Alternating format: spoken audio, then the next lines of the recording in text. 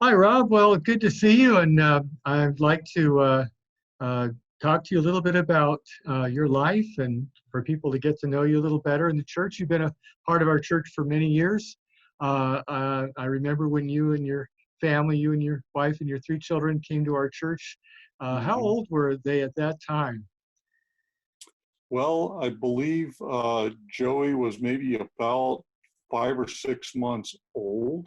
Yeah. So he's 19 now. So it's been Okay. probably about 18 and a half years. That's right. So, anyway, yeah, we've seen your family grow up, your children grow up, and now you're a grandfather. Little Iris is now a bundle of joy for you, and Yes. I think you had some time with her today, right?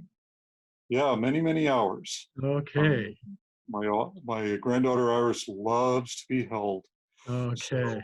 So So we just you're put her down and she gets very upset.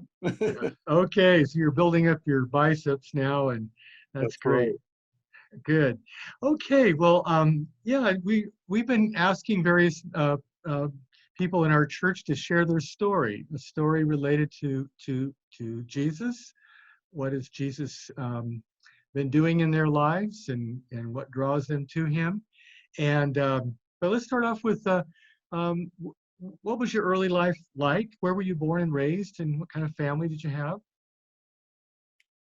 Well, I'll start at the beginning. I was born at a very early age. Yes. Um, Unlike most people, I was born in New Jersey.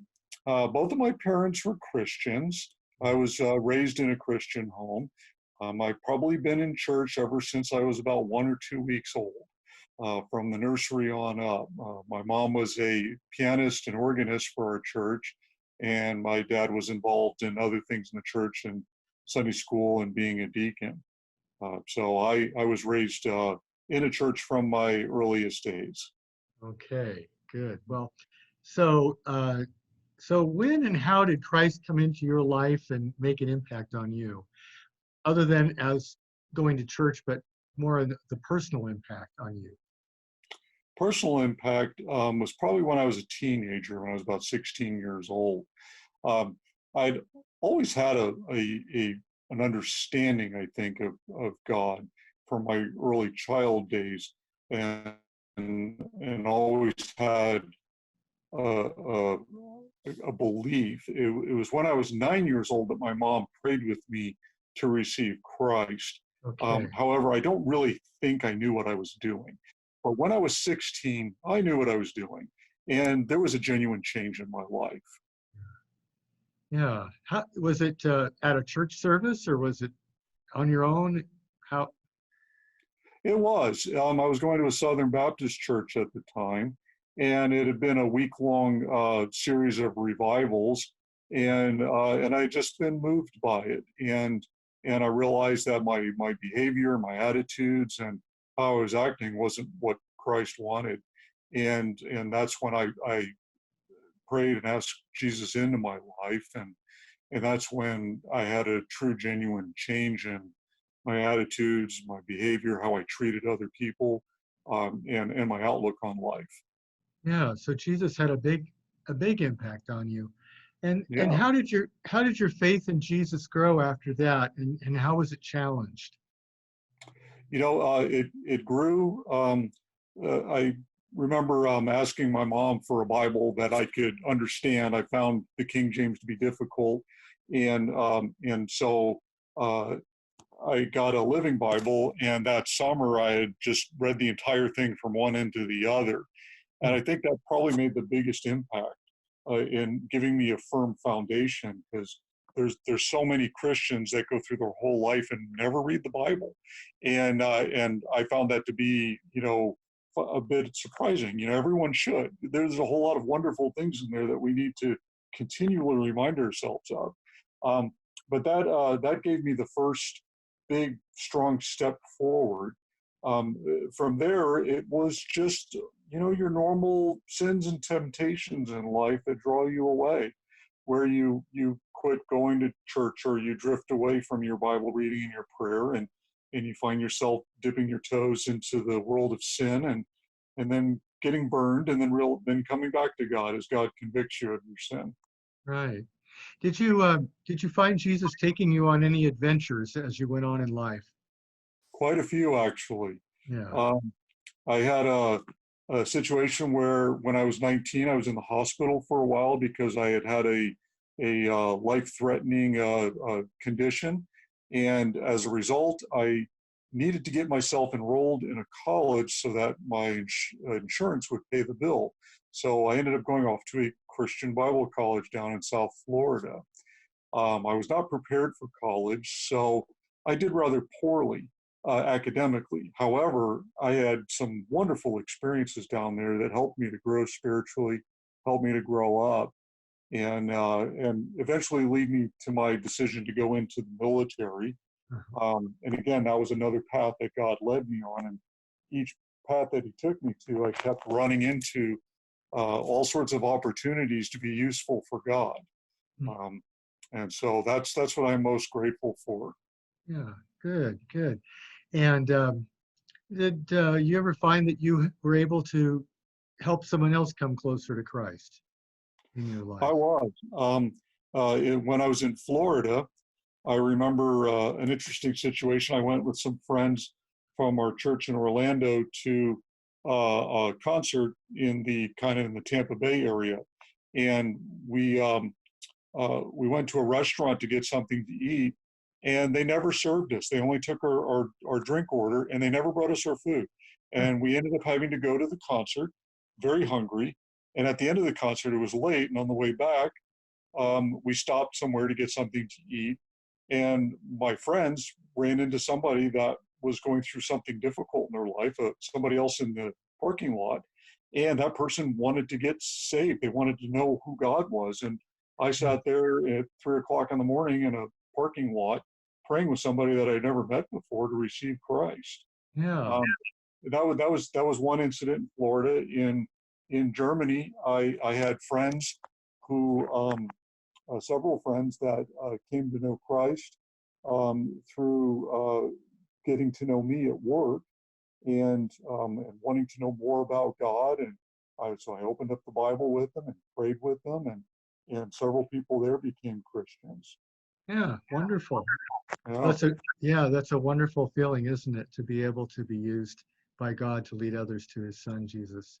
And so right now in your life, what do you really appreciate about Jesus? Well, that no matter what I do or no matter how I act or behave, I can always count on God. While I might not be faithful sometimes or many times, God is always faithful, and God never leaves me or forsakes me. And so I know that I can stick to Jesus like glue and get through anything in life because God's always there with me. Yeah. Well, we're so glad that you and your family ended up in our church. It's kind of interesting, someone from a military background coming into a Quaker church, which is Yeah. traditionally a peace church. And what led you to us? Well, it was kind of by accident. Um, Kathy and I had been searching for a church, and we just didn't know where we could find good quality, real teaching and genuine love, genuine faith. We just weren't finding it anywhere else, and so we prayed and asked God to lead us somewhere. And um, the two things we knew about Quakers, or maybe three, we knew that William Penn was a Quaker. Hmm. Uh, and my and then Kathy had a relative that went to a Quaker church down in Southern California. They were called Friends, and we knew about Richard Foster. I'd read a book by him, Right. and so that's all we knew. So we found you folks in the phone book. I know no one uses a phone book anymore. So for the young people who are watching this, they have no idea what that is. Um, so we found you in the phone book, and we went. Yeah. And Yeah. from the moment we arrived, we knew we wanted to stay there.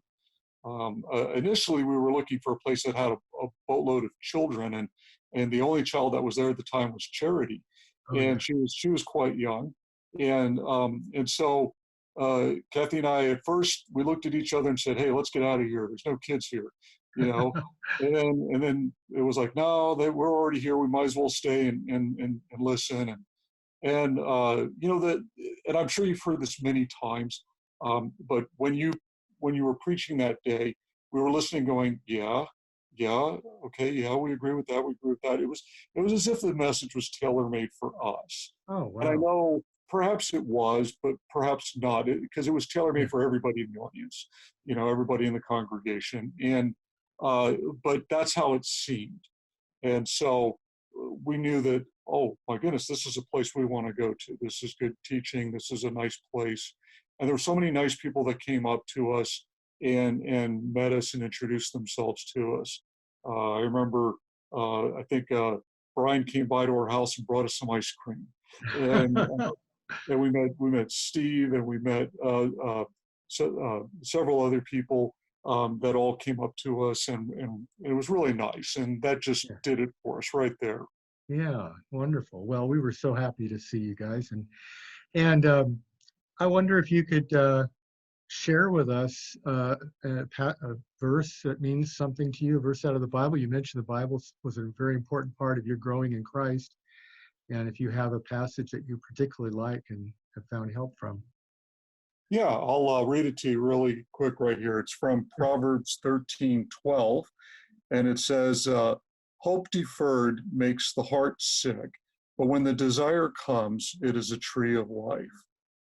And there's been many times in my life where I've been longing and praying and asking God for direction, you know, of where to go and what to do with my life. And when those answers come, it's just so exciting, and it's just this wonderful feeling, you know. And most specifically with in looking for my wife and finding Kathy, and you know, and everybody out there, like Charity's experiencing this right now as becoming a newlywed soon, and these wonderful feelings of the when you were engaged and then you get married, and that's that tree of life. It's just such a wonderful and happy time in your life, and I've had many opportunities to experience that, and those are all gifts from God. You know, we have to wait, and we have to you know, be patient, but the desires do come. God hears us, and He does give us that gift of hope and life. Yes. Yeah. And by the way, I didn't mention, but most people are, or many people in our church know, but you have a unique job. What do you do? I am a bicycle mechanic at the University of California, and I'm the only one in the entire California UC system that does the job that I do. UC Davis is the biggest bicycling campus in America, and my shop does well over 10,000 bike repairs a year. And so I've kept quite busy when we are at work and when school is in session. Yes, great. Yeah, I know. It's Davis is a bicycle city, and I've been to visit you at your shop there. It's called the Bicycle Barn, right? Yep, yep. And just something, interesting fact about that is that you had a visit from Huell Hauser one time, Oh, didn't yeah. you? And Yes. and you were interviewed, and your Bicycle Barn was featured on California's Gold, his program. How did that feel to be a That was part a of that? Yeah, you know, that was a lot of fun. I had never met Huelhauser before and didn't know anything about him, and he was a wonderful and easy person to talk to, Yeah, and he really set me at ease right away. yeah, Um, and quite a funny and humorous person. Sad that he passed so young in life. yeah, Um, yeah. yeah, for sure. Well, anyway, God has brought you through a lot of things in your life, and I'm sure you could go on and on about the way I that could. the Lord I has could. led you and helped you. But Yeah. anyway, thanks so much for sharing, Rob, and we'll conclude our interview now. But I'm sure in the future there'll be more things that the Lord will have you say to us.